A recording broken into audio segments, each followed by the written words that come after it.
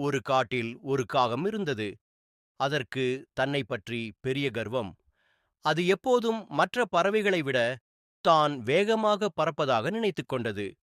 ஒரு நாள் அது ஒரு கழுகை பார்த்து, "ஏய் கழுகே, உன்னால் என்னைப் போல வேகமாக பறக்க முடியுமா? நாம் ஒரு போட்டி வைப்போம்" என்று சவால் விட்டது. கழுகு அமைதியாகச் சிரித்துக்கொண்டே சம்மதித்தது. போட்டி தொடங்கியது.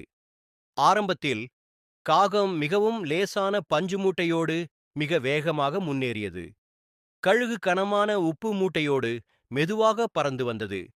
காகம் கழுகை பார்த்து ஏளனமாகச் சிரித்தது. திருப்பம். திடீரென்று வானம் மேகமூட்டமானது. பலத்த மழை பெய்யத் தொடங்கியது. இப்போதுதான் ஆட்டம் மாறியது. காகத்தின் மூட்டையில் இருந்த பஞ்சு மழையில் நனைந்து தண்ணீரை உறிஞ்சிக் கொண்டது. இப்போது அது கல்லைப் போல பயங்கர கனமாக மாறியது.